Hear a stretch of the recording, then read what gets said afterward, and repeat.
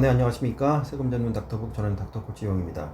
오늘은 2025년 소득세 신고 6월 말까지죠. 그 신고가 이제 얼마 안 남았는데 서울 경기 지역에 마지막 세미나가 있어서 그 안내를 잠깐 드리도록 하겠습니다.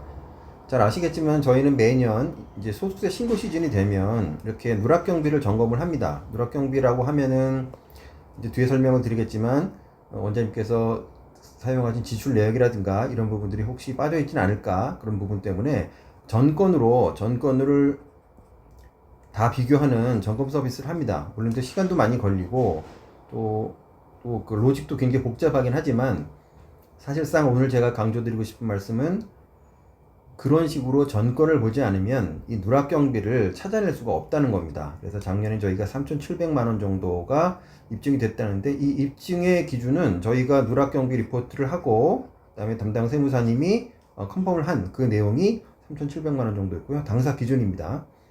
올해도 지금 열심히 누락 경비 안내를 하고 있고요. 접수가 되는 대로 계속 안내를 해드리고 있는데, 오늘은 그 내용에 대해서 그 세미나를 먼저 오시기 전에 잠깐 보실 수 있도록 좀 안내를 드릴게요. 제목은 이제 리스크 점검인데요. 저희가 실제로 소득세 점검을 할 때는 두 가지를 봅니다. 뭐 누락 점검에 대한 부분도 당연히 보겠죠. 시간이 많이 걸리고 효과도 크긴 하십니다. 하지만 최근에는 불성실 기장 상태가 많이 있어요. 그래서 이 부분도 또 리스크가 혹시 있지 않을까라는 부분, 최근에 병의원의 최근 세무조사 사례를 비교하면서 보여드려서 두 가지를 보는 겁니다. 누락점검 케이스와 그 다음에 불성실 기장 사례를 최종적으로 점검하는 세미나예요. 근데 4월까지도 많이도 오셔서 저희가 점검을 많이 했는데, 이제 뭐 연휴도 있고 5월에는 지금 두째 주하고 넷째 주, 아니죠, 셋째 주가 되네요. 5월 18일, 25일 이렇게 서울 경기 지역 대상으로 저희가 세미나를 진행을 합니다. 자, 그러면은 많이 물어보시는 게 어떤 식으로 점검을 해서 누락 경비를 찾아냅니까? 라고 많이 말씀을 하시는데, 이런 식으로 진행이 된다고 보시면 돼요. 잠깐만요. 여기 보시면은 이 병원 지출 장부라고 돼 있잖아요. 병원 지출 장부라는 얘기는 이제 원장님이 쓰셨던 병원 지출 장부를 말하는 겁니다. 일단 신용카드 사용하고 계시고, 그다음에 사업운영 계좌서 이체를 하시고, 자, 그 다음에 또 어떤 부분이 있냐면 현금 영수증을 쓰시는데 사업자 지출 증빙으로 쓰지 않고 개인소득공제, 이건 이제 주민번호로 작성된 걸 말하는 거예요. 주민번호로 현금 영수증을 쓰시는 경우들이 좀 있어요. 그런데 문제는 이 개인소득공제는 적격증빙이 아닙니다. 즉 국세청에서 인정하는 증빙이 아니에요. 그러다 보니까 세무대리인께서 이걸 개인적으로 챙기지 않으시면 찾을 수가 없습니다. 이유는 적격증빙이 아니기 때문에 해당되는 걸 찾아낼 이유가 없다는 거죠. 예를 들면은 국세청에 여러분이 가족카드를 만약에 올렸다. 근데 가족카드도 적격증빙은 아니거든요. 그렇다면 가족카드를 올려놨다고 하더라도 나중에 반영되는 데 있어서 아예 검토조차가 안 되는 경우도 있다는 얘기입니다. 그래서 일단은 요 현금영수증 개인소득공제, 현금영수증 사업자 지출증빙, 즉 말씀드리면 거의 쓰신 전부죠. 전권과 지금 현재 지금 날짜 기준으로 5월 8일인데요. 이제 한 달 남짓 남았죠. 이제 저희가 지금 말씀드리는 거는 성실 신고 기준으로 하는 겁니다. 이제 성실 신고 같은 경우는 6월 말까지 신고 납부를 해야 되기 때문에 6월 말까지 하면 한 달 정도 남았는데, 지금 이 시점이면 세무대리인께서 중간결산 자료를 만들어서 원장님께 이제 리포트를 했을 거예요. 왜냐면 이번에 소득률이 어떻고 얼마가 소득세가 예상이 됩니다 라고 하고, 반드시 하실 말씀이 있죠. 혹시 누락된 경기라든가 이런 부분이 있으면 꼭 전달을 해달라, 이렇게 얘기를 하는데, 실제로 간혹 가다가 원장님이 이렇게 질문을 합니다. 그런 누락된 경비를 미연에 방지하기 위해서 저희가 기장을 사용하는 게 아닌가요? 근데 그렇진 않고, 물론 누락된 경비가 없도록 최선을 다하겠지만 적극적으로 원장님의 협조가 필요합니다. 협조가 구해지지 않으면 사실 누락되는 경우가 많아요. 그래서 말씀하셨던 요 네 가지, 일단 누락 점검 서비스의 다른 팩트들도 있지만 저희가 지금 당장 효과가 있는 거는 요 네 가지와 세무사무실에서 작성한 손익계산서, 계정별 원장, 감가상각 명세서 요 세 가지를 일단 비교하는 작업부터 합니다. 비교하는 작업을 하다 보니까 이러저러한 이유 때문에 누락이 되는 경우도 있고 커뮤니케이션이 잘못돼서 되는 경우도 있어서 다양한 사례들이 있어서 그 사례들을 이번 세미나에 집중적으로 소개를 합니다. 그렇기 때문에 세미나에 참석을 하시게 되면 적어도 어떤 부분이 누락이 돼서 내가 이거를 챙기면 좋겠다라는 부분은 어떤 인사이트를 얻어가실 수가 있어요. 자, 그러면 1부와 2부로 나눠집니다. 세미나는 2시간이에요. 그렇게 시간이 길지는 않습니다. 첫 시간 누락 경부 유형을 봅니다. 물론 이제 저희 점검 기준이고요. 최근에 뭐 당연히 업무 관련 신용카드가 누락되는 경우가 있습니다. 뭐 이제 이게 왜 누락되느냐라고 말하기 좀 애매한데 어떤 기준이 있겠죠. 그 경비로 인정을 받는 혹은 받지 못하는 기준들이 있습니다. 그 기준들의 객관적인 부분을 좀 살펴보고 누락된 케이스는 어떤 케이스고, 만약에 커뮤니케이션 미스로 누락이 안 된 케이스가 커뮤니케이션 미스로 누락이 될 경우에는 어떻게 다시 보완을 할 것이냐, 이런 부분들을 얘기합니다. 자, 그 다음에 제가 얘기했던 개인 현금 영수증 소득공제 관련돼서는 실제로 이걸 볼 수가 없어요. 말씀드린 대로 적격증빙이 아니니까. 그렇다면 원장님께서는 개인 소득공제 사이트에 들어가셔서 실제 업무 관련된 지출이라고 한다면 사업자 증빙으로 변경을 해야 합니다. 변경을 해야만 신고가 가능하기 때문에 이런 작업들은 어떻게 할 수 있는지 말씀드리고요. 자, 요즘에 부가가치세 신고할 때도 문제가 많이 되지만 온라인 플랫폼 여러분 잘 아시겠죠? 뭐 네이버로 시작하는 뭐 네이버 파이낸셜부터 해서 뭐 다양한 것들이 있어요. 뭐 쿠팡페이도 있고 다양하게 있는데, 자, 온라인 플랫폼은 매입처가 불분명하니까, 거래처가 불분명하니까 대부분 소모품비 이런 식으로 많이 기장이 됩니다. 실제로 그 세무대리인이 알 수가 없겠죠. 그러다 보니까 제 경험으로 봤을 때는 이제 세무조사가 나왔을 때 소명을 해달라고 하는 경우가 있어요. 소명을 요구하는 경우도 있습니다. 하지만 병원에 따라서 온라인 플랫폼을 많이 쓰시는 곳은 그 양 자체가 너무 많아요. 그래서 저희가 점검할 과정에서 어떻게 말씀을 드리냐면, 실제 지금까지 기장이 되어 있는 부분 중에서 온라인 플랫폼으로 불분명하게 거래되어 있는 기장들은 얼마나 있는지 이런 걸 한번 챙겨보고, 실제 거래처는 가사비인데 혹시 소모품으로 불성실하게 기장이 된 건 아닐까라는 부분도 한번 챙겨보시라는 거죠. 그러니까 그런 사례를 보여드리고 점검의 필요성을 또한 어필해 드립니다.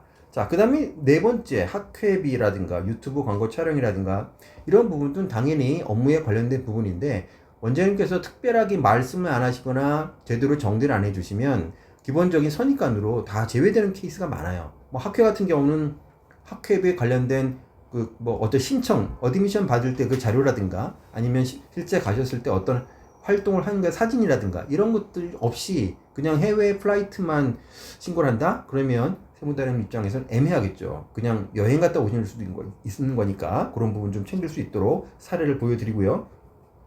자, 사업용 계좌에서 보통 많이 누락이 되는 부분이 있는 게 어떤 부분이 뭐 학회비 이런 부분도 많이 있어요. 학회비나 이런 학회비 같은 경우는 말씀드린 대로 세금 계산서를 발행할 수 있는 게 아니라 보통 납입 영수증으로 경비 처리를 하잖아요. 그렇다 보니까 그 사업용 계좌에서 이체된 것도 좀 정리를 하시면 일부 추가 경비로 들어갈 수가 있고, 또 경조사비가 있습니다. 경조사비에 대한 부분은 이제 실제 오면 실제 폼과 또 경조사비로 인정을 받은 케이스와 받지 못한 케이스를 보여드립니다. 여러분이 보시면, 원장님 보시면 저러면 나라도 인정할 수가 없겠구나 하는 생각이 보여요. 그래서 그런 사례들을 좀 보고 말씀을 드리고, 그 다음에 증빙 미발행 이체 금액이라는 얘기는 분명히 업무에 관련된 이체를 하신 건 맞아요. 메모까지 맞아요. 하지만 그 업체가 현재 계산서 발행도 안 돼 있고 또 폐업한 경우도 있어요. 그럴 경우 저희가 2%의 가산세를 내고 인정을 받는 제도가 있습니다. 이런 제도를 활용해서 아까 쓰신 경비니까 최대한 반영될 수 있도록 안내를 드립니다. 자, 2부에는 누락 경비만 가지고 저희가 찾는다. 물론 그것도 효과는 있어요. 하지만 세무 기장을 통해서 혹시 내가 불성실하게 신고가 되는 건 아닐까, 세무조사 주로 사례를 좀 설명을 드리고 좀 미연에 방지할 수 있는 부분들도 안내를 드립니다. 자, 첫 번째는요, 말 그대로 가공경비입니다. 가공경비, 소모품비, 사무용품비, 복리후생비, 인건비의 가공경비로 신고된 사례를 보여드립니다. 물론 이제 그 사례는 과거에 저희가 함께 이제 조사를 했던 곳이나 이런 쪽에서 협조를 받아서 그냥 개인정보를 다 제외하고 케이스만 보여드리는데, 가공경비는 절대로 하시면 안 됩니다. 가공경비가 있는지 없는지 한번 확인해 보는 걸 말씀드리고, 또 하나는 신용카드와 세금 계산서를 중복으로 발행하는 케이스가 있어요. 이런 실수는 많이 하십니다. 실수가 좀 많아요. 이유는 예를 들어서 원장님이 세금 계산서로 A라는 업체에서 만약에 1천만 원의 그 세금 계산서를 발행을 받았어요. 그런데 그 A라는 업체에서 세금 계산서를 발행받았어요. 자, 그런데 이 업체에 동일하게 몇 개월 뒤에 카드로 동일하게 또 결제를 하는 경우가 있단 말이죠. 그러면 여기서 지금 발행됐던 세금 계산서와 이 카드는 동일한 거잖아요. 이중경비란 말이에요. 중복경비. 이런 경우가 있기 때문에 세금 신고 들어가기 전에 반드시 이 중복경비가 없는지 한번 확인해 보셔야 됩니다. 이거는 의도를 불순하게 생각할 수밖에 없죠. 같은 거래고, 또 심지어는 그런 식으로 또 탈세를 하는 업체들도 있었어요, 과거에는.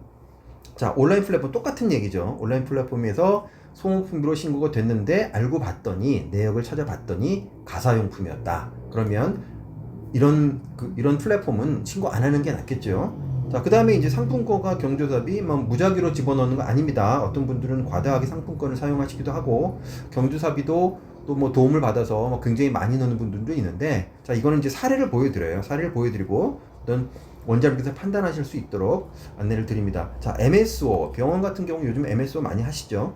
특히 가족법인이 많은데 어떤 케이스 때 조사의 위험이 있고 그걸 예방할 수 있는 방법들은 어떤 방법이 있는지 요거 설명드리면서 최근에 이제 많이 인기가 많은 개인 투자 조합에 대한 부분도 잠깐 설명드립니다. 자, 개인 투자 조합이라고 하는 거는 이제 벤처 소득 공제가 가능하게끔 설계를 하는 거죠. 이런 부분도 안내를 잠깐 드립니다. 자, 지금 6번째는 카드 수수료 부풀리기라는 게 있었어요. 이런 부분은 여러분이 지금 카드 수수료로 지불하시는 것보다 특정 단말기 쓰고 더 많이 한 다음에, 예를 들어서 뭐 2, 3%인데 특정 단말기 통해서 8, 9%로 만약에 세금 신고를 하고 나머지 금액을 현금으로 돌려받는 그런 수법, 아니면 MSO로 돌려받는 수법, 이런 수법들이 또 적발이 되는 경우가 있어서 2부에는 세무조사 사례에 대해서 안내를 드리도록 합니다. 자, 그러면 언제 하냐면은 지금 보시는 것처럼 5월 달에는 지금 2번 정도 합니다. 좀 시간도 많이 없어서 저희가 2차례 정도 하는데요. 5월 18일 날, 25일 날 양일 간에 2번 일요일 날 세미나를 진행하고, 시간은 2시에서 4시고요. 그다음에 그 대신 이제 저희가 안내하는 내용도 마찬가지고 장소 부분도 그렇게 넓진 않다 보니까 일단 15분 정도 선착순으로 작성해서 참석을 유도하시는데, 그 실제로 이제 어떤 진료 과목별로 병과별로 이제 저희가 그 선별을 좀 많이 합니다. 예를 들면 좀 효과를 좀 얻기 위해서, 그래서 그 접수가 되시는 경우는 병과별로 저희가 균등하게 나눠서 안내를 다시 드리고 있고요. 장소는 이제 강남 쪽에 있습니다. 저희 세미나룸이 있고요. 참가 비용은 이렇게 됩니다. 자, 그 다음에 이제 오시는 분들에게 참석 특전을 보여드리는데, 제가 이제 올해부터 이걸 진행을 한 이유가, 원장님들이 이런 말씀 하셨어요. 세미나 듣다 보니까 필기하기 너무 바빠서 사실상 이해도 못하겠고 복습이 필요하다. 복습을 좀 할 수 있게끔 해줄 수가 없겠느냐라는 말씀을 하셔서, 저희가 올 초에 제가 온라인 동영상으로 경비누락 점검과 세무조사 사례, 지금 이제 세미나와 유사하게 한 70분 정도의 강의를 찍었어요. 70분 중에 실무 강의입니다. 조금 더 디테일하겠죠?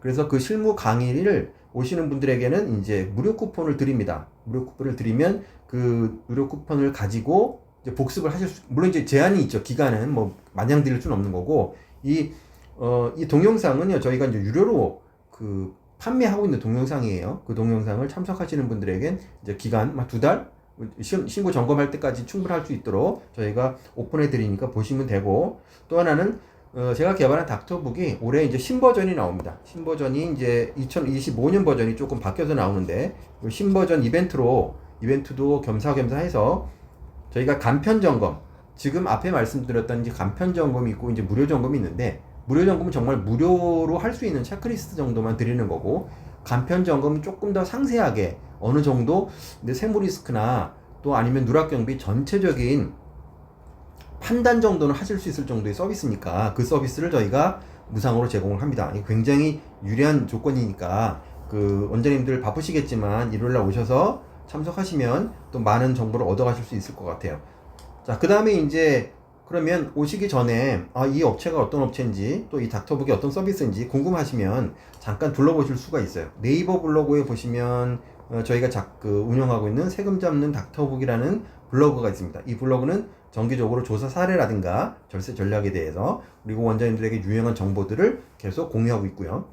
자, 유튜브 채널에 닥터북은 있는데요. 닥터북에서는 뭐 주요 기능이라든가 뭐 세미나 안내 이런 내용들을 소개하고 있습니다. 자, 온라인 공유는 제가 아까 말씀드렸던 무료 강의를 제공하고 있는 그 사이트인데요. 저희가 운영하는 병원 세무관리 어떤 미니 포커스 세미나가 이제 정기적으로 올라갑니다. 이제 뭐 병가 부분도 나가고, 근데 그 들어가 보시면 병원 소득세, 그다음에 부가세에 대한 병원에서 반드시 알아야 되는 내용들. 보통 이제 개원 준비하시는 분들이 실무진들이 개원주인지 실무진이라고 표현할게요. 이런 실무 스태프분들이 좀 많이 듣기도 합니다.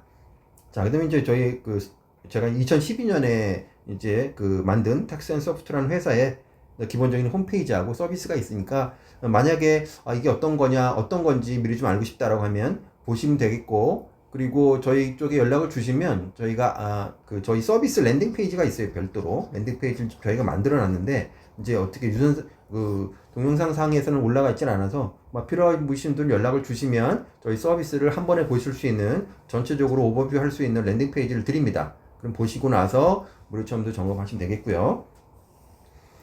자, 마지막으로 제가 말씀드리는 부분은 실제로 원장님들이 생각하실 때는 만약에 바쁘시고 또 세무대리인도 소득세를 어떻게 하면 줄여드릴까 하고 굉장히 고민들을 많이 하세요. 그런데 정말 원장님 모르 계세요. 모르게. 이거는 아무도 모른다는 얘기죠. 의도에 상관이 없어요. 세무대리인이 잘못하는 것도 아니고 원장님이 잘못하신 것도 아니에요. 다만 제가 보기에는 관심을 조금 더 가져주셔야 됩니다. 소득세 신고 때 1년에 한 일주일? 1년에 일주일 정도 관심 갖는 거 어렵지 않거든요. 근데 그 부분이 소득세 크기를 엄청나게 차이를 만들어요. 제 경험입니다. 제 경험. 그래서 제가 감히 말씀드리지만 2시간만 투자하십시오. 2시간만 투자하시면 원장님이 세금이 착해진다는 표현을 썼는데, 실제로 많은 경비 절감도 세금이 줄어지는 절세 효과도 있지만, 또 하나 중요한 건 세무 리스크 잡을 수 있어요. 세무 리스크. 원장님이 전혀 신경 안 썼던 세무 리스크가 의도치 않은 부분이 발견이 되기도 합니다. 감가상각이 누락된 부분도 있을 수 있고요. 어떤 경우는 전혀 모르던 장비가 들어간 경우도 저희는 봤고, 그다음에 사업용 계좌를 잘못 운영하셔서 국세청으로부터 알림톡을 받으신 원장님도 있고, 굉장히 다양해요. 그 내용들을 저희가 2시간 동안 다 설명을 드릴 수는 없겠지만, 그래도 바쁘시더라도 이번에 한번 참석하셔서 꼭 좋은 정보를 받아가셨으면 좋겠습니다. 자, 그러면 강의장에서 뵙도록 하겠습니다. 감사합니다.